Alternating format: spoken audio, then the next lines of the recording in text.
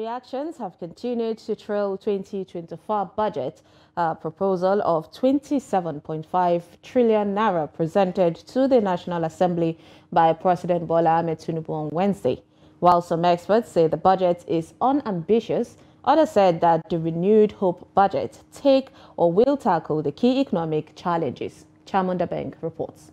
In line with the government's desire to maintain the January to December budget cycle, President Tinubu on Wednesday presented the budget for the 2024 fiscal year to the joint session of the National Assembly.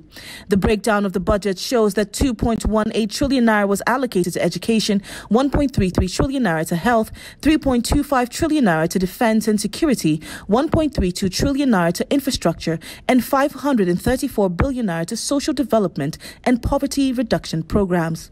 Other key assumptions of the proposed budget includes pegging the crude oil production per day at 1.78 million barrels, exchange rate at 750 naira to the dollar, inflation rate at 21.4% amongst others.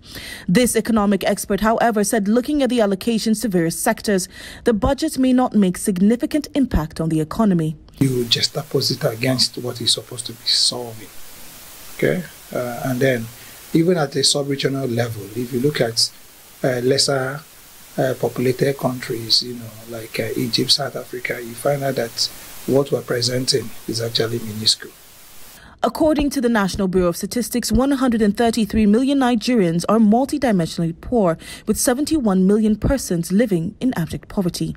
However, only 2% of the budget was allocated to poverty eradication. To be realistic, set aside 500 billion for poverty alleviation, to me, is not much. It's like just, when they removed subsidy, they said we normally have like 400 billion every month for what we spend on subsidy.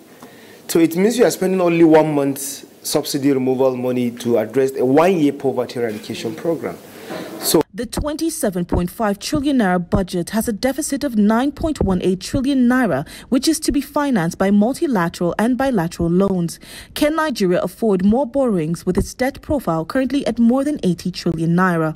But if we are borrowing 9 trillion to fund the budget, and there's BC, that is debt on our head of our 8 trillion that we need to pay. So we are paying 8 trillion debt in 2024, and we are borrowing 9 trillion to finance the budget. Again, this is something we need to worry about.